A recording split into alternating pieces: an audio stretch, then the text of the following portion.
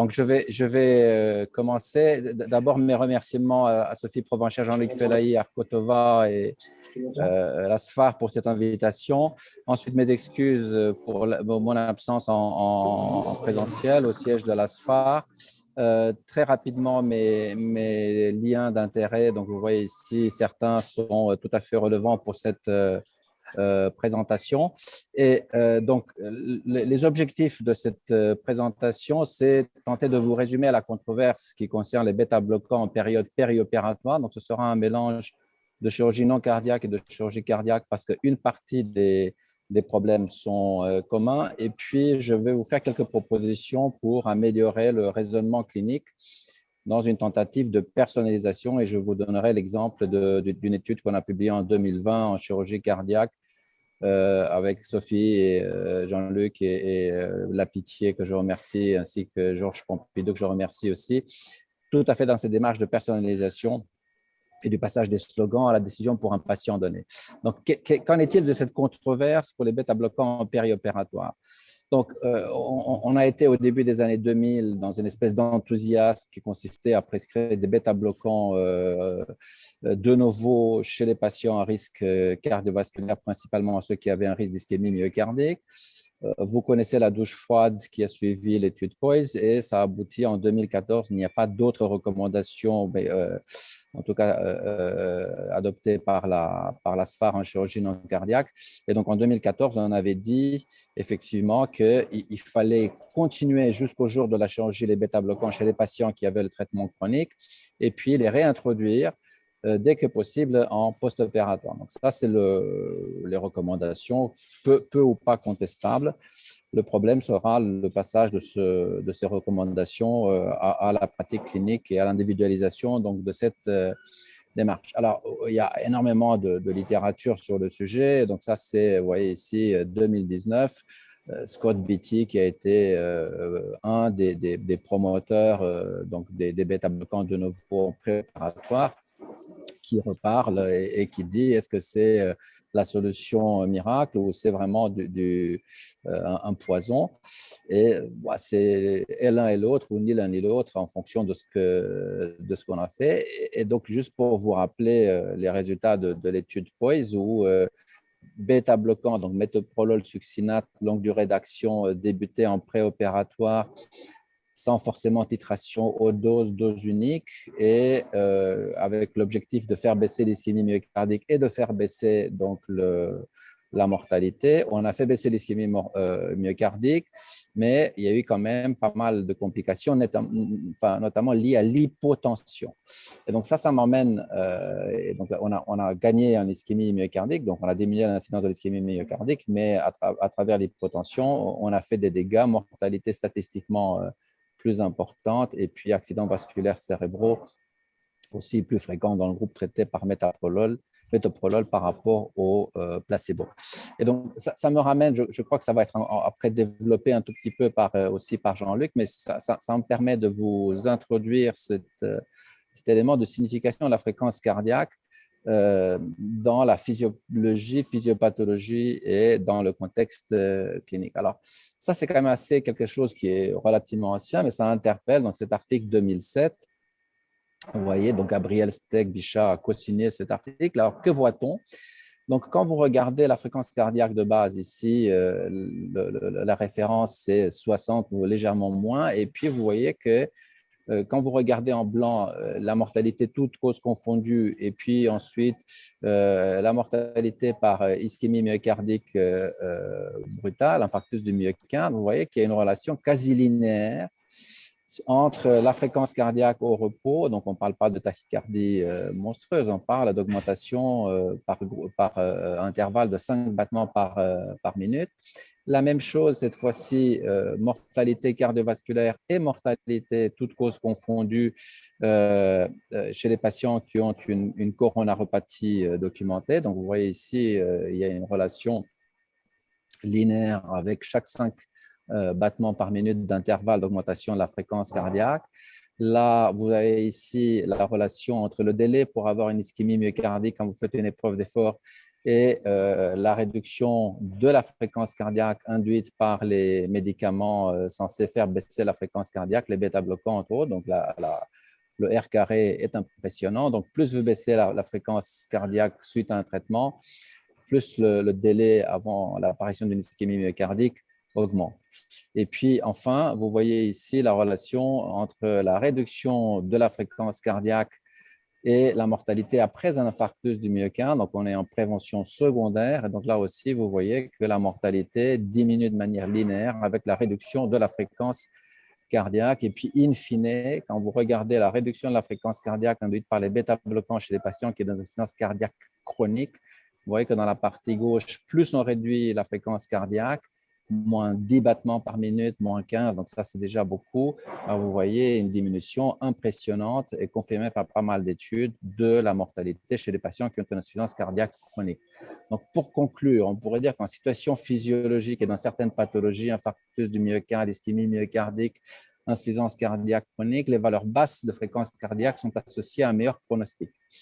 Et donc, ça, c'est quand même ce qui a été à l'origine de l'hypothèse physiopathologique qu'en ayant la même attitude vis-à-vis de la fréquence cardiaque en périopératoire, on pourrait avoir le même succès sur la réduction de la mortalité post-opératoire pour les patients à risque cardiovasculaire et puis dans les chirurgies à risque. Alors, qu'en est-il du périopératoire?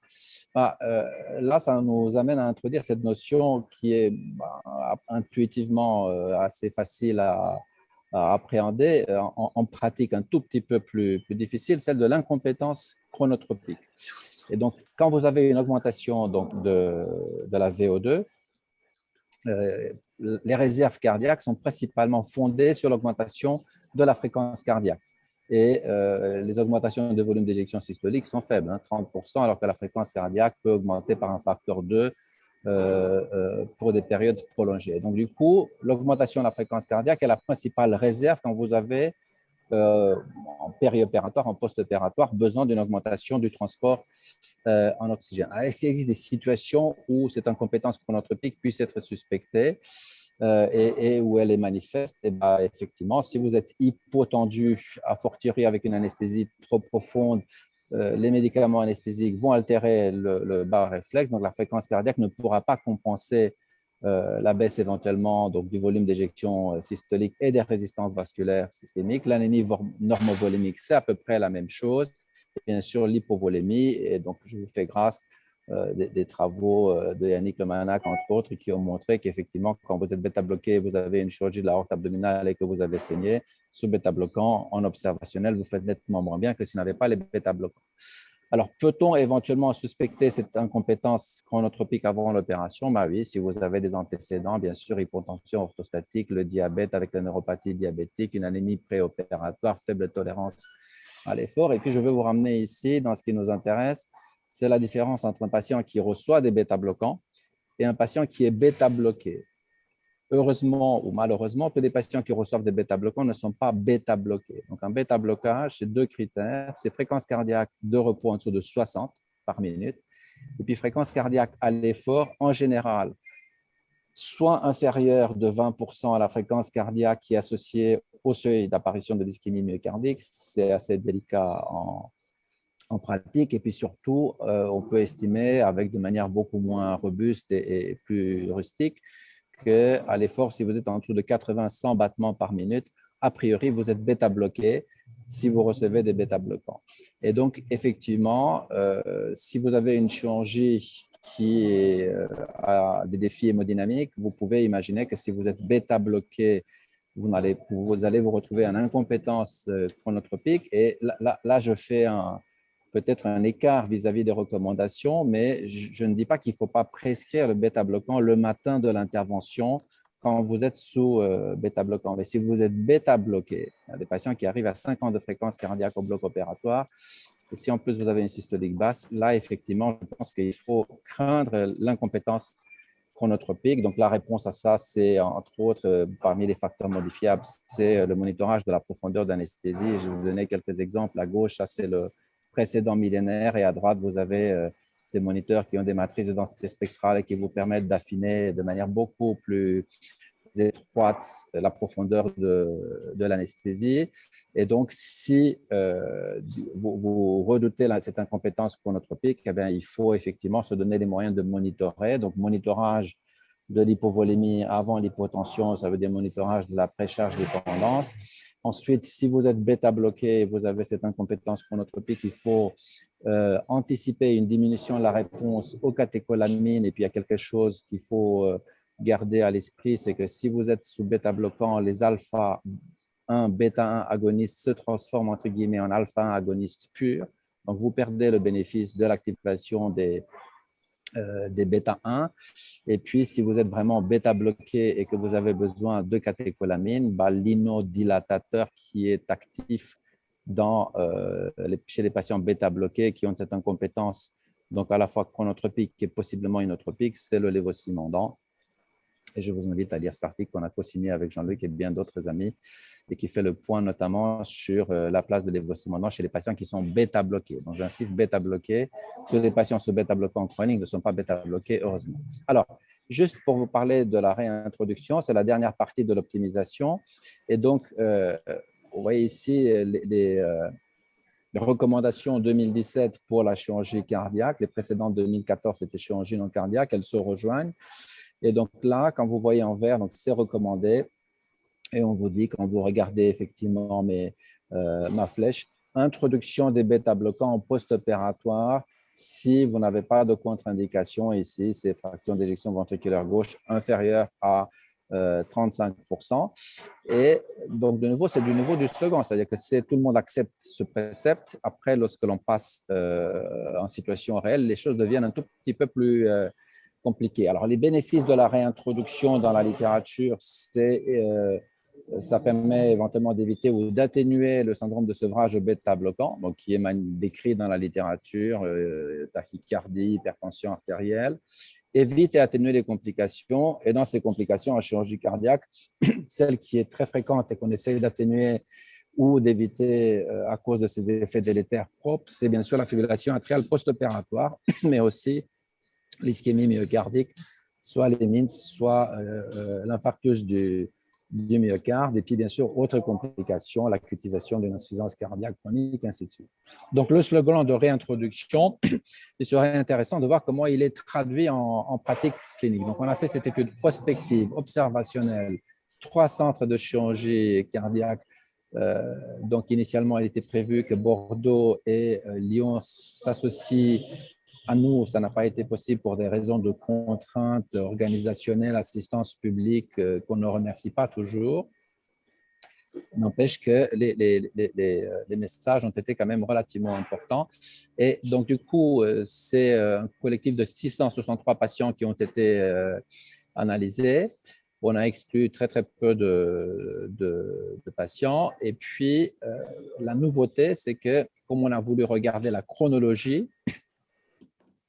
de la réintroduction, on a fait des points dans le temps, des landmarks. Alors, quand vous regardez la littérature sur la chirurgie cardiaque, on vous dit la non-réintroduction des bêta-bloquants est associée à une augmentation statistiquement significative et indépendante du risque de survenue de fibrillation.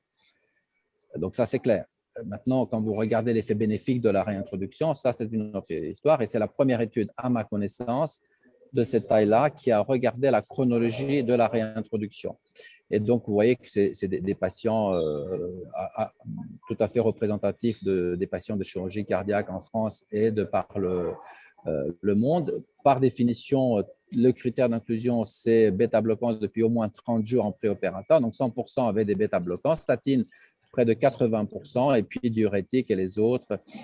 Donc, très peu de patients avec de l'amiodarone en préopératoire et puis 40% sous ZEC ou d'autres antagonistes. Et donc, du coup, on a regardé les raisons pour la réintroduction retardée, donc plus de 48 heures après la fin de la chirurgie, ou la non-réintroduction. Et donc, vous voyez qu'à 48 heures, on n'est quand même pas beaucoup de patients qui ont eu une réintroduction. Et donc, il y avait bien sûr prescription de catécholamine, les blocs atrioventriculaires, l'utilisation concomitante d'amiodarone, qui n'est pas réellement une contre-indication si les électrodes épicardiques sont fonctionnelles, l'anticipation d'un risque de bas débit cardiaque et une hypotension artérielle ou une diminution de la systolique qui paraissait trop importante aux yeux des cliniciens. Vous voyez que dans un certain nombre de cas, donc il y avait la bradycardie, mais de nouveau, si les électrodes épicardiques sont fonctionnels, c'est une contre-indication relative, mais il faut en tenir compte. On a oublié chez un certain nombre de patients, et puis vous voyez à la marge, et dans un pourcentage très important, donc il n'y avait pas de raison documentée de non-réintroduction. Et donc là, vous regardez ici la chronologie de la réintroduction donc des bêta-bloquants et de l'apparition du premier épisode de fibrillation atriale. Le pic, c'est entre 48 et 60 heures. Et donc, si on veut tester l'efficacité de la réintroduction, il faut que la réintroduction précède, en théorie, alors idéalement de plusieurs heures, l'apparition de l'épisode de fibrillation atriale, d'où cette astuce statistique de regarder donc ces landmarks. Et donc, à cause de cette obligation pour que la réintroduction des bêta-bloquants précède l'apparition du premier épisode de fibrillation atriale. Et ça, c'est la diapositive la plus intéressante à mes yeux. Donc là, vous voyez les fréquences cardiaques chez les patients donc, qui ont eu la réintroduction, donc c'est le gris foncé, versus ceux qui n'ont pas eu de réintroduction. Et donc, vous regardez les fréquences cardiaques de base, ils sont tous bêta-bloqués, c'est aux alentours de 60, donc on peut estimer que la fréquence cardiaque de repos est correcte. Et puis, regardez ce qui se passe. Les fréquences cardiaques dans les 72 premières heures ne sont pas différentes entre les patients qui ont eu des bêta-bloquants réintroduits et ceux qui n'ont pas eu de bêta-bloquants réintroduits. Et la différence devient statistiquement significative entre les deux groupes à partir de la 72e heure et après. Et donc, du coup, ça veut dire qu'au même titre qu'on donne des bêta-bloquants, mais les patients ne sont pas bêta-bloqués, lorsqu'on réintroduit les bêta-bloquants, certes, on les prescrit, on sait qu'il y a une biodisponibilité qui est diminuée, mais si l'on en juge sur la fréquence cardiaque, cette réintroduction n'est pas efficace, probablement parce qu'on commence soit par des doses plus basses qu'en préopératoire, soit avec des doses aussi comparables au préopératoire, mais à cause de la baisse de la biodisponibilité, on n'a pas cette efficacité qui est souhaitée. Et donc, quand vous regardez, je suis désolé pour ce tableau, mais je vais vous faire le résumé. Et donc, on teste ici l'hypothèse que la réintroduction des bêta-bloquants en multivariés, les odds ratios ajustés, a un effet bénéfique sur la diminution des épisodes de fibrillation atriale. Et donc, c'est vrai, mais seulement effectivement après 72 heures. Donc, les 72 premières heures chez les patients qui ont des bêta-bloquants réintroduits, les bêta-bloquants ne sont pas efficaces. Et la même chose est observée avec les statines. La réintroduction des diurétiques n'a aucune influence. Et là, effectivement, vous voyez une signature de l'amiodarone, mais qui est prescrite en post-opératoire. Et donc, c'est l'amiodarone doit aussi avoir effectivement est associé à une augmentation du risque de fibrillation atriale, mais ce n'est pas bien sûr causal. C'est parce que les patients qui ont eu une fibrillation atriale ont reçu de l'amiodarone. Et donc, du coup, c'est le marqueur du fait qu'il y a eu la fibrillation atriale, mais pas le marqueur, pas d'effet causal. Ce n'est pas l'amiodarone qui favorise l'apparition de la fibrillation atriale. Donc, le message sur ce tableau-là, c'est que lorsqu'on passe du slogan à l'application pratique quant à la réintroduction des bêta-bloquants, ce que l'on fait est inefficace. Et donc, du coup, l'efficacité de la réintroduction des bêta-bloquants pour prévenir la fibrillation atriale post-opératoire est très calquée sur la baisse de fréquence cardiaque, comme si, effectivement, on vient de déposer avec Jean-Luc Fellahi et Pierre Guinaud une lettre d'intention qui a été acceptée. Donc, c'est OptiB-Bloc.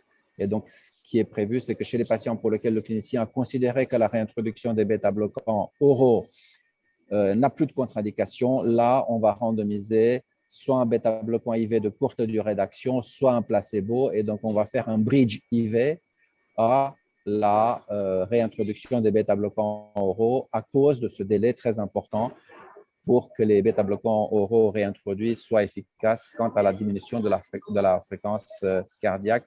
Je passe. Donc, les messages. J'aimerais qu'on se souvienne de cette histoire d'incompétence chronotropique. Donc, ce n'est pas un mythe. Je pense que Jean-Luc va revenir. Il faut se souvenir aussi qu'il y a des effets pléiotropiques, bien sûr, des bêta-bloquants, mais que le principal effet sur lequel tout le monde s'accorde, c'est quand même la baisse de la fréquence cardiaque. Et c'est heureux parce que ça veut dire que si on prend la fréquence cardiaque comme principal effet, on peut titrer sur la fréquence cardiaque. Et BEBAC, l'étude de 2020, suggère qu'effectivement, à travers la fréquence cardiaque, les bêta-bloquants sont efficaces. Je pense qu'il faut réfléchir. Donc, je ne dis pas qu'il ne faut pas prescrire les bêta-bloquants le matin de la chirurgie, mais il faut réfléchir à l'incompétence chronotropique et à la différence entre les patients qui reçoivent des bêta-bloquants et les patients qui sont bêta-bloqués. Donc, sur des patients bêta-bloqués, attention, danger. Et il faut réfléchir clairement et il faut anticiper ce problème d'incompétence chronotropique. Donc, à cause de POISE et de la relation entre utilisation des bêta-bloquants et hypotension, je pense qu'il faut monitorer hémodynamiquement de manière plus intense si vos patients sont très bien bêta-bloqués. La même chose pour la profondeur d'anesthésie, pour enlever la composante surdosage anesthésique qui participe à l'hypotension. L'effet des catécholamines peut être modifié chez les patients bêta-bloqués et puis la réintroduction en post-opératoire titrée. Je ne dis pas que c'est facile, mais en tout cas, on a les quelques preuves du fait que la fréquence cardiaque peut être un outil de titration de la réintroduction des bêta-bloquants avec bridge intraveineux courte durée d'action. Merci beaucoup pour votre attention. Merci beaucoup, Dan, donc, pour cette présentation que tu as réalisée toi aussi dans des conditions un petit peu difficiles. Pour lancer la discussion, puisque tu as montré les résultats de cette étude multicentrique française BBA-ACC qui n'est pas encore suffisamment diffusée, je pense, au sein de notre communauté, quand on parle de réintroduction de bêta-bloqueurs, tout le monde pense, j'ai un retour, moi, avec un écho, c'est insupportable, tout le monde pense qu'il fait bien. Et en fait, quand on mesure les pratiques, on ne fait pas si bien que ça. Et tu nous as bien montré avec ces données-là qu'en particulier, en réintroduisant, comme le font toutes les équipes, précocement, PEROS, le traitement bêta-bloqueur, on ne protège pas les malades d'un risque de FA dans les 48 premières heures. Et ça va dans le sens des recommandations nord-américaines qui suggèrent fortement, même en chirurgie cardiaque, un relais intraveineux pendant les 24-36 premières heures. Et c'est quelque chose qui n'est pas fait, en fait, en France. Tu peux commenter ça? Ce qui m'interpelle, moi, quelles que soient les recommandations, c'est l'adoption des slogans et la non-traduction en démarche pratique. Et donc là, c'est une illustration de ce que nous faisons ou de ce que nous avons l'intention de faire. Et lorsqu'on analyse nos intentions, et ce n'est pas le seul exemple, donc il y a énormément de situations où les intentions sont très, très éloignées de la réalité. Et puis ensuite, même quand intention et réalité sont proches, l'efficacité n'est pas forcément là. Et donc, du coup, on se donne bonne conscience parce qu'on prescrit, et puis une fois qu'on prescrit, après, on ne le fait plus. Alors, est-ce que c'est un effort de prendre des paris et dire je vais compliquer ma tâche et je vais être à la fois soit un bêta-bloquant IV courte durée d'action, soit seul, soit en bridge? Moi, je pense qu'il faut faire le bridge parce que même si vous débutez par un IV court, bêta-bloquant, vous allez être confronté à la pratique ensuite de la réintroduction. Donc, compte tenu de la demi-vie très courte par définition de ces bêta-bloquants IV, si vous ne faites pas les deux ensemble, c'est-à-dire que vous levez les contre-indications et vous dites, je regarde mes fréquences cardiaques, vous avez vu les fréquences cardiaques, elles sont très élevées en général en post-opératoire, donc du coup, je vais prescrire mon bêta-bloquant oral et je vais aller vers aussi un bridge IV. Alors, le OptiB-Block, là, si le PHRC est accepté, c'est un énorme budget, 1,4 million, pourra répondre de manière pragmatique à cette question qu'on se pose et à cette démarche que je sais Jean-Luc partage et peut-être d'autres. Mais quand vous regardez la pratique, je vais parler pour Bichat, je suis conscient du fait qu'on demande aux cliniciens un effort supplémentaire. Et donc, moi, j'ai l'intime conviction que si il n'y a pas beaucoup de facteurs que l'on peut modifier à propos de la FA post-chirurgie cardiaque, la réintroduction des bêta-bloquants et des statines en font partie. Donc, je crois que ça mérite l'effort. Ouais, merci. Encore peut-être une question en attendant que d'autres questions arrivent. J'ai une question pour toi, Dan. Ah. Là, tu nous as parlé de l'utilisation des bêta-bloquants en périopératoire de chirurgie cardiaque. Tu sais que notre domaine ne se restreint pas à la chirurgie cardiaque et je pense à la chirurgie thoracique où il y a beaucoup d'ACFA post-opératoire avec des contraintes de médecine périopératoire qui sont différentes, avec une surveillance qui n'est pas aussi lourde que pour les patients de chirurgie cardiaque. Est-ce qu'il y a des données dans la littérature et est-ce que pour concilier à la fois une réintroduction des bêta-bloquants, quel que soit son mode d'administration et des procédés de RAC, comment toi tu vois un tout petit peu les choses pour cette chirurgie thoracique? Je n'ai pas de réponse parce que la faisabilité est mise en question. Donc, je pense que la problématique est la même, que les impératifs et les questions qu'on se passe pour la chirurgie cardiaque et non cardiaque, sauf que la plupart des patients de chirurgie vasculaire et de chirurgie thoracique donc, quittent en général les réanimations. Pour les patients qui sont en réanimation, ou en USC, je pense qu'il faut avoir la même démarche. C'est-à-dire que se dire la réintroduction des bêta-bloquants chez les patients chroniquement traités est impérative et j'essaie d'optimiser dans la mesure du possible. Pour ceux qui sont dans le secteur, là, c'est des vœux pieux. Il faut être cohérent. On a peu ou pas de médecine périopératoire et personne n'acceptera de garder ces patients en USC juste pour l'optimisation de la réintroduction des bêta-bloquants. Je pense qu'il faut être réaliste. Donc, je n'ai pas de réponse pour ça. Voilà, je suis désolé, mais je n'en ai pas. Merci, Dan. Est-ce qu'il y a des questions via le chat? Moi, je n'en vois pas pour l'instant. Est-ce qu'autour de la table, vous avez des questions éventuellement sur… En cas de réintroduction des bêta-bloquants précoces, est-ce que vous préconisez plutôt de reprendre les bêta-bloquants type bisocé ou plutôt de partir sur le bêta-bloquant que le patient utilisait en préopératoire? C'est juste une opinion personnelle. Moi, je ne changerai pas de type de bêta-bloquant. Les problèmes des équivalences de doses et ainsi de suite. Et donc, du coup, je reprendrai le bêta-bloquant du patient, mais il n'y a pas, à ma connaissance, de données pour la chirurgie cardiaque à propos de, je parle changement de type de bêta-bloquant, de dose. Alors, tous les bêta-bloquants ne sont pas égaux. Peut-être que non plus sur l'insuffisance cardiaque versus l'ischémie myocardique, ce n'est pas tout à fait la même chose. Moi, personnellement, je ne changerai pas. La question qui se pose… sur la même dose? Mais c'est ça, c'est ma deuxième partie de la question. C'est-à-dire que des fois, on a peur de donner la même dose et même lorsqu'on donne la même dose, il y a des études de biodisponibilité, pas avec tous les bêta-bloquants, mais avec nombreux bêta-bloquants en post-opératoire, la biodisponibilité est diminuée de 50%. Alors, faut-il pour autant doubler les doses? La réponse est probablement non, parce que si on se trompe et on surdose, là, les cardiologues sur le choc cardiogénique post-infarctus du myocarde, ils sont très réticents à mettre des bêta-bloquants d'emblée parce que s'ils se trompent, on est dans le souci et le patient aussi. Non, je crois que la problème de faisabilité à part, je pense que la solution la plus prudente pour le patient et aussi en termes d'efficacité, c'est de donner la même dose de bêta-bloquant, le même bêta-bloquant oral et faire le bridge avec l'IV. Mais il y a les questions de faisabilité, on est tous d'accord. Dan, je crois que tu as une dernière question. Recommandez-vous la sortie de chirurgie cardiaque sous RapiBloc facile à titrer et à ajuster à l'hémodynamique? Sortie de chirurgie cardiaque, la réponse est non, sauf si vous êtes dans le contexte nord-américain, vous sortez d'une infirmière pour un malade de réanimation à la step-down, une infirmière pour 3 malades. Si vous n'avez pas ça et vous sortez des patients dans le secteur, moi, ça me paraît trop risqué. C'est-à-dire qu'il faut s'adapter à la réalité qui est la nôtre. On ne peut pas demander ça aux infirmières dans le secteur qui ont 12 patients. Moi, ça me paraît infaisable.